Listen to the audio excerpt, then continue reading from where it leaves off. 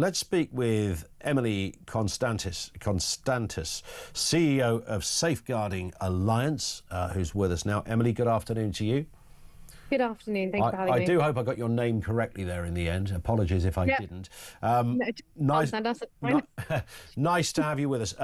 What happened in Southport, of course, is almost beyond the worst nightmare you can think of. And in fact, I said this a lot yesterday. We were all aware loosely of what had happened. This person had gone into a school club and attempted to kill everybody, but killed 3 and injured many others. It wasn't really until yesterday we got a real gauge of just how horrific this was. I don't think any of us were quite expecting that level of disturbing and upsetting detail.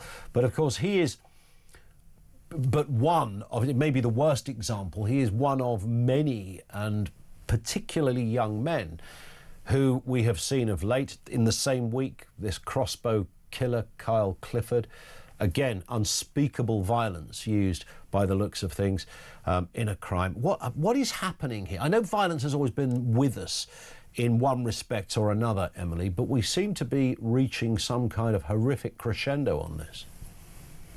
I completely agree. I think what we've got to stop doing, though, is trying to make excuses. What this person did was absolutely disgusting. It was evil, pure evil.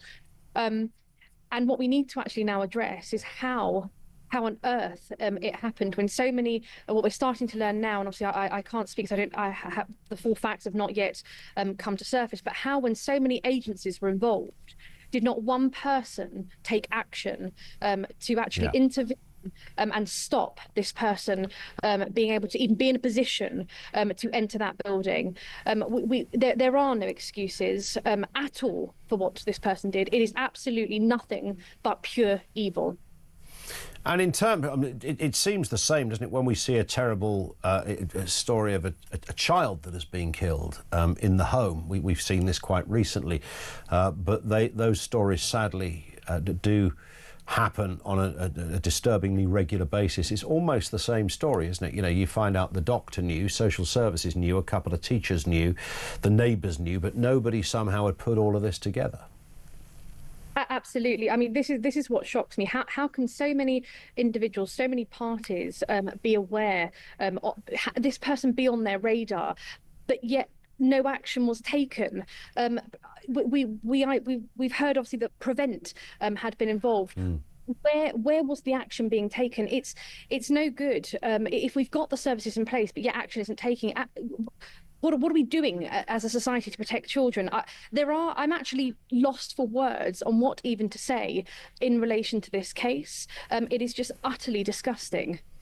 Is there a view then on what is happening to particularly young men who are, and you're right, nobody wants to make an excuse for somebody, because every time you explain it, it could sound like some kind of justification. You know, the minute you sort of tread into the territory of, well, it was a mental illness, then you're almost absolving a certain level of responsibility, and nobody wants to do that. But there does seem to be levels of violence that are out there. I think that's the bit here. I mean, the amount of violence involved in these particular killings and others, but this in particular, it's so off the scale, it's off the charts in terms of the viciousness and the frenzied nature of what this person did. I mean, what the hell is going on? Well, I mean, we can put blames on social media, on internet and what they're reading, but ultimately the failing here is that action wasn't taken. So what's happening is the system is effectively overwhelmed. The fact that they're not responding when there are cries for help in terms of this individual needs to be stopped. So what's happening is that actions aren't being taken. There is no excuse. There's no rationale. We cannot say why this individual did what he did, other than and I reiterate it, this was an evil crime, but actually what we need to do, and what's happening, is we're not responding quick enough. So if somebody's being flagged in relation to being a risk, prompt action needs to be taken. There needs to be a communication of risk, and there needs to be appropriate surveillance of that said individual.